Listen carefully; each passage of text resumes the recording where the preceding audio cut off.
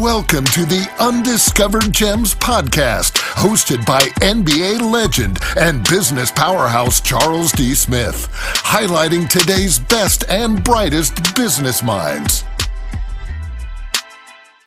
Hi, I'm Charles Smith. I'm your host for Undiscovered Gems. Welcome back to the show. Today, we have a guest who's appearing again, Mr. Randy Swaim. Randy has got a lot of things going on today. Since we last spoke, Randy, we talked about him being a Marshall Goldsmith executive coach. But now, Randy's a founding fellowship partner at the Institute for Organization, and he's a organizational neuroscience. I'm sorry. That's okay. He's at the Institute for Organization Neuroscience. And his title there is he's a neuroplastician, and we'll get into that. The other thing we want to talk about that's really great, and I'm happy for Randy, he's got his autobiography out on Amazon, and you can get it right now. The title of his autobiography is Bring Freedom to Potential. Now, it's always great when someone puts an autobiography out and other people are interested in it. And we're great to have Randy on the show today because we can talk about all these things and the audience can really see what you're into today. So start us off, Randy. How did you get to where you are today? You got your book out there and you're at the Institute for Organizational Leadership and you're a neuroplastician. What is all this? Well, the big thing on this is, as you said, I was an executive coach, and this aspect of leadership has been such a part of who I am.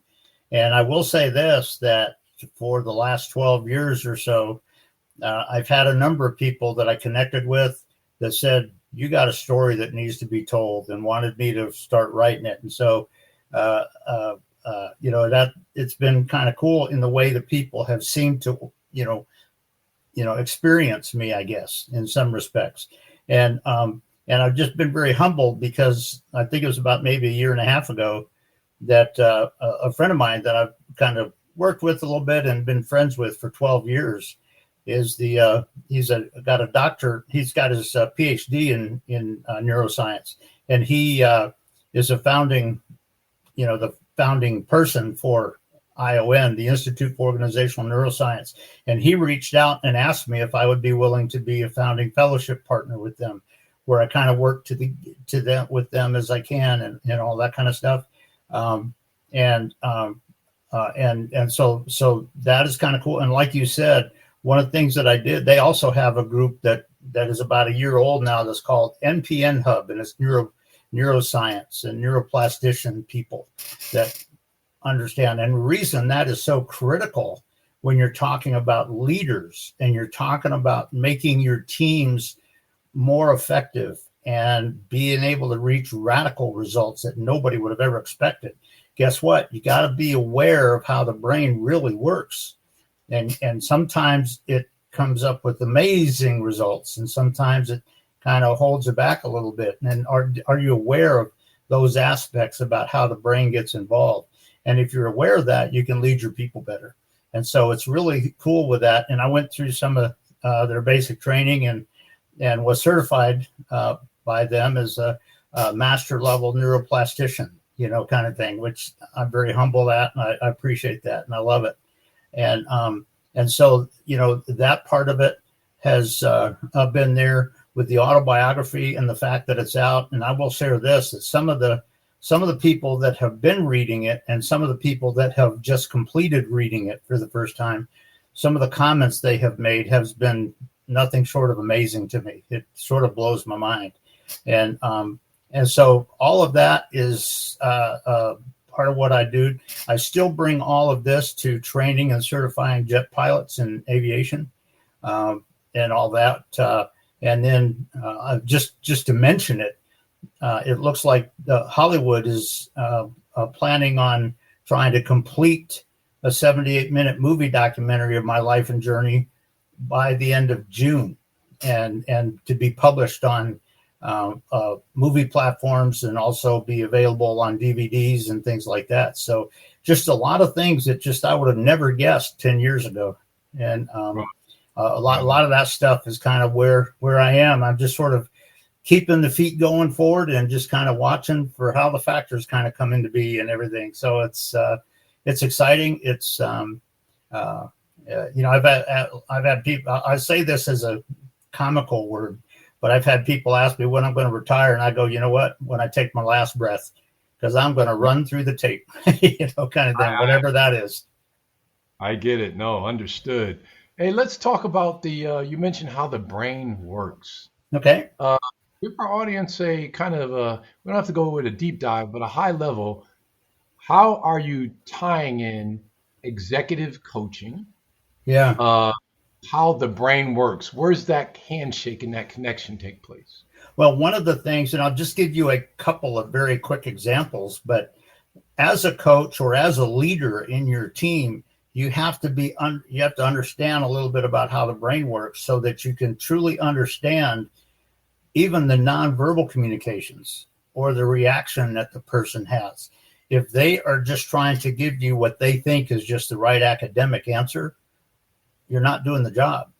And I will, in fact, I'll just share this as one example. But I had trained a guy years ago. I think this was probably 8 years ago or something like that, and certified for his recurrent check ride. He's been a pilot in that airplane for a while.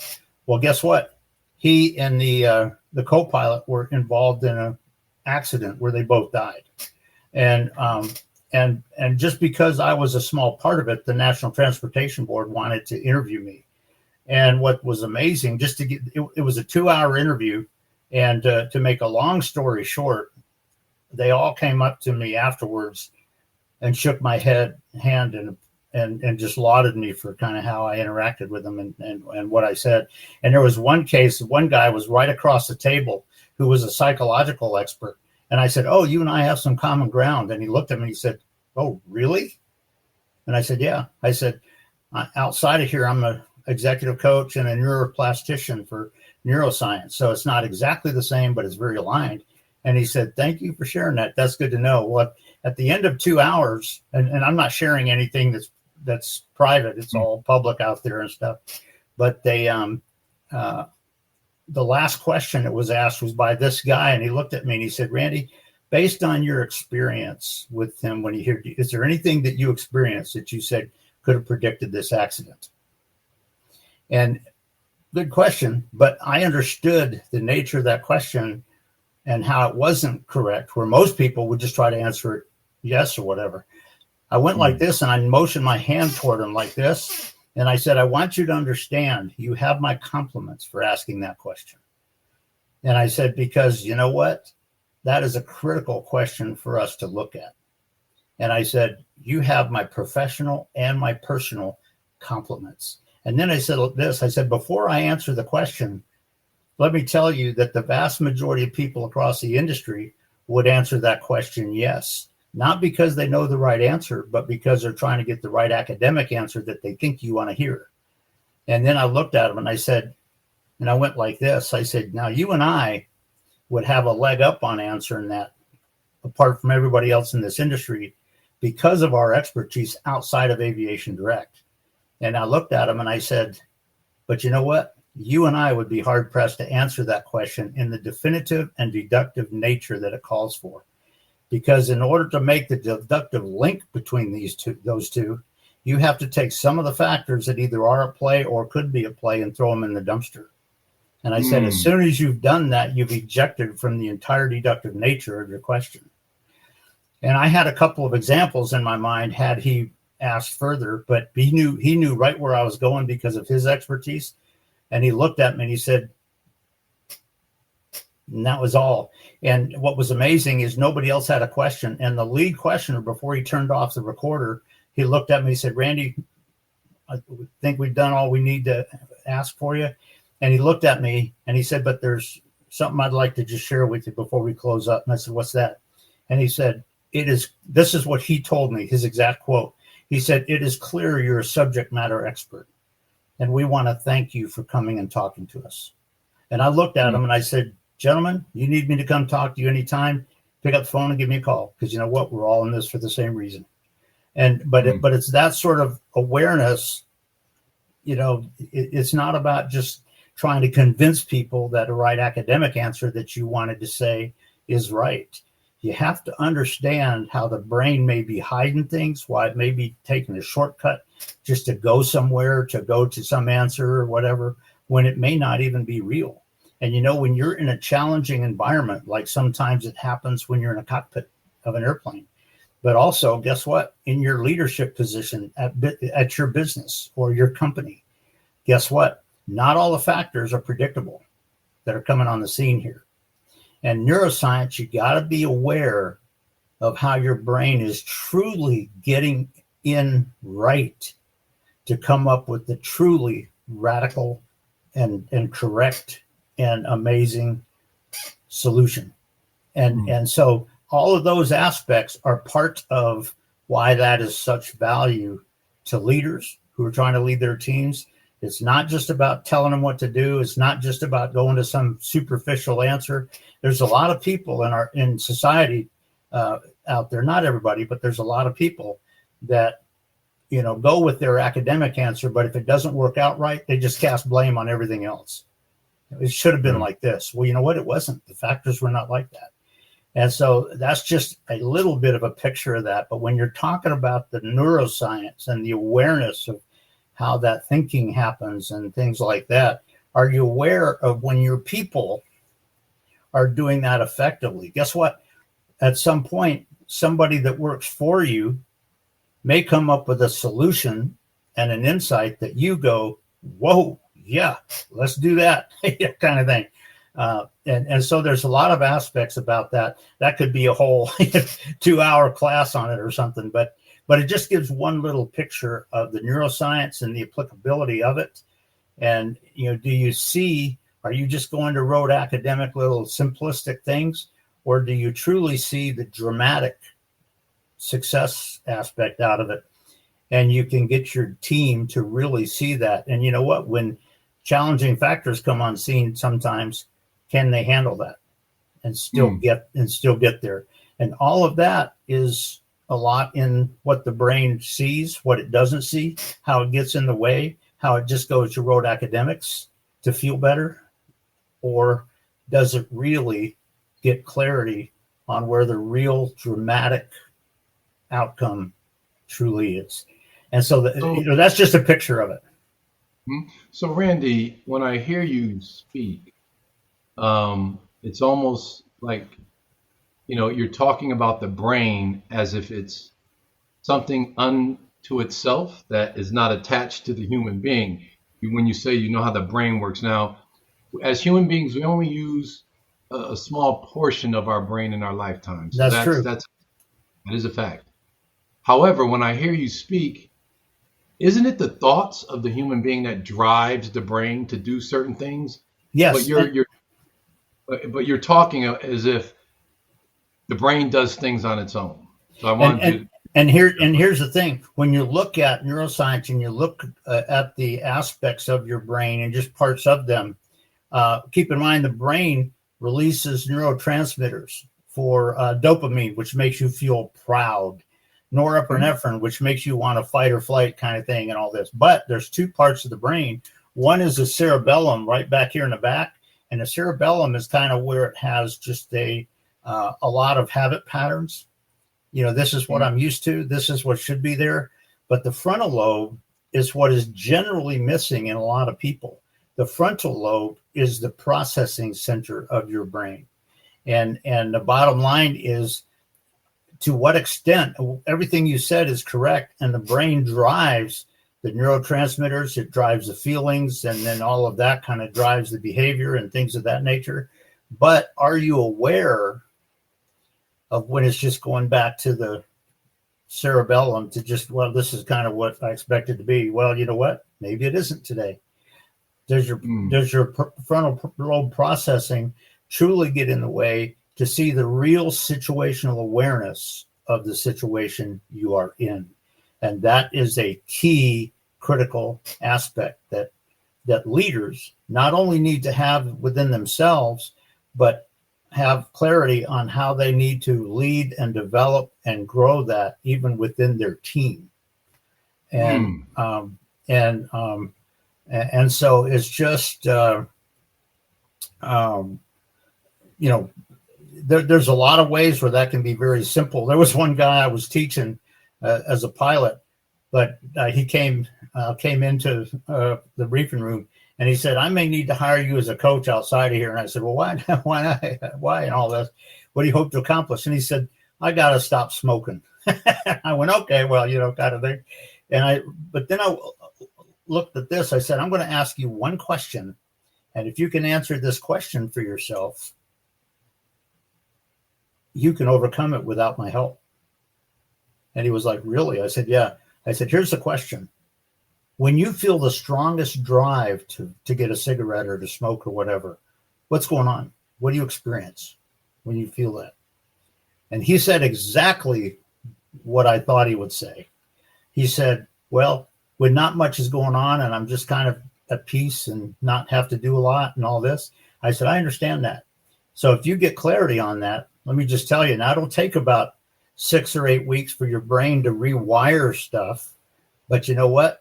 At the point of attack, what can you do to overcome that in your processing here so that it reorients some of the habit patterns back here to overcome that?" And he said, "You know what, Randy, thank you." And I said, "Yeah." So, but that's just another sort of picture of that. But you're right. The brain does drive all that. A lot of people used to say that the emotions drive our brain, but modern research realizes just the opposite, that it's your brain that drives the emotions, and that can kind of help drive the behavior and stuff. But the bottom line is that's kind of a key part of this whole concept. But you know what? Even in business, in leading your teams, regardless of what it is, whether it's whether it's flying airplanes, whether it's in the military, whether it's in the just your business for whatever business you're involved in. If you're working at McDonald's or whatever, just selling hamburgers to people or whatever role you're in, these are some awareness aspects that you have to be aware of if you want radical results in what you're doing. And that's just a little bit of a picture, like I say, of this aspect of neuroscience and that awareness in how it's going. And the other part of it is, if you think about it as a leader, if you see people on your team constantly going to the habit patterns back here, or just going to rote academic, responses or whatever, how are you going to lead them different? What questions are you going to ask to get them to really pursue and prospect that vision, that picture? Yeah, let's break that down. So let me give you a let's paint a picture, give a scenario to our audience. You have a leader, a corporate leader, and he directs, or she or he directs, or deals with their direct report. Yeah. In a way where the person comes to them for guidance and information. And the leader always, like you said earlier, the leader always tells them, here's how you handle it, here's what to do, here's how you got to make it happen. Then when that leader goes on vacation, it's not really a vacation, because all the staff is constantly calling that leader, because how that leader dealt with them was always telling them what to do. So they didn't create their own neural pathways on decision making, right? Yep. Now the leader, as you mentioned, goes back to the cerebellum and has their patterns and how they do things. How do you deal with that leader and coming to the frontal lobe to change their perspective on how they deal with the people that are under them? And the way you got to do it is you got to know what the correct questions to ask are. And in fact, if you want, I'll kind of share one little example of that. It's a girl that I was dating back in, holy cow, 28 years ago, kind of thing. So, kind of thing. But she was a person that worked at a business, and I forgot exactly which one it was because it's been 28 years or whatever. But she was in the project, and basically I was working about the same time also And this is before I became a coach. This is just the leadership that had been developed in me. But she was basically took on a project where she was going to be leading 4 different little teams in this. And what's amazing is, as she was talking about it, she was not in direct authority over any one of them. And there was one day where she called me up at my phone where I was working, and she was talking about that out of those 4, there was one group that didn't finish this one thing on time. And she said, "Oh, my boss is going to hate this," because he was kind of the kind of person you're talking about, kind of thing, with the just you dummies, you better do this, get that kind of thing, kind of thing. And because that's what he was used to. And and what was amazing, she was afraid of having to go share that with him. And I told her, I said, "Well, let me ask you this. If you were in his shoes, what would you do?" And I don't mean just make it simple. What is the success factor that you would apply? And she went, "Boy, it's an interesting question." I said, "Come up with an answer for yourself." And then she kind of mentioned it and came up with her first thing. I said, "So are you telling me that you have an answer? You have a way of communicating to him so that you're not just asking him for the solution, but you can tell him what you need to do?" She said, "Yeah." I said, "Cool. Sounds like you're where you need to be." Well, guess what? She called me back 15 minutes later, and she said, "You're amazing." And I went, "What?" And she said she went in and sat down and talked to her boss about what that situation was. But then she said, "Now here's what I would recommend to advance this and keep it going," and stuff like that. And she said she had never seen her boss's reaction this way, but she said the boss just looked at her and said, "Good job, good strategy." And she went, "Really?" She goes, "Yeah, good one." And as she was getting up to leave, he goes, "Hey, Norma." And she stopped. She looked back. He said, "Good job. Thank you." And she said, "He's never said that to me or anybody else that I know of." But the bottom line is, when you're talking about leaders like that have that kind of old school mindset, there are ways that you can help it turn into a better relationship, a better team, a better interaction, and all of that. But, you got to have the right questions in mind so you can really get clarity on that and make it happen. And so that was just sort of a picture of kind of what you're talking about. And he changed his interaction. Why? Because she gave him something different to respond to. And I will tell you this, that I think in a lot of cases, leaders that kind of act the way you were kind of implying there, a lot of times those leaders just feel like there's no other way to do this. This is what I got to do. Well, you know what? Really? And I might say, what else is there to do? What's a different option that'll get you there? And it's like, you ask those right questions. And you know what? It's this aspect of understanding how the brain works and how it constantly gravitates back to what I've thought for the last 50 years or whatever, as opposed to the real processing of, you know what? There is a way we can get here. Let's join together and find out. Let's join together and make this happen. You do that and some amazing results can happen and amazing success can happen. So it's just something to think about when you're talking about neuroscience and all of this stuff that we're talking about. Randy, you mentioned how the brain, let me digress for a second. Sure. For a long time, it's been stated that decisions, especially in leadership and corporate, are not made based on emotion.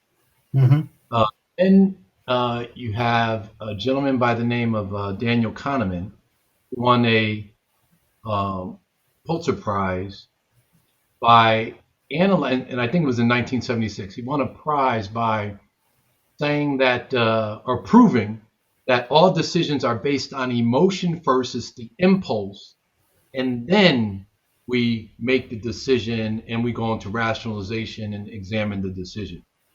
And then you're saying that and this has been a tug of war for years, and then you're saying that because that's the old school thoughts and the old school research. Go ahead. So you can pick it up from there. So what is and how is that? And this comes from neuroscience awareness and all that for sure, but it also, the new research is really coming out and realizing that it is our brain that is controlling our emotions. Because if we're operating in fear, as an example, if we're operating because we feel like, man, there's just no option here, we can't do this, why do they want us to do this? I'm kind of being humorous with that. But if our brain is, kind of releasing the neurotransmitters of norepinephrine, that's where you want to fight or flight, either run away from them or just knock them down, kind of thing. But guess what? If you have a certain aspect of oxytocin or some of those, which talks about oneness and team and things like that, guess what? If you get the real picture in your brain of how you want this team to truly be and how we're really going to get to radical success, guess what? It's your brain focusing and your brain having a tendency to control the neurotransmitters, which controls a lot of the emotions. And so it used to be that the emotions drove our brain.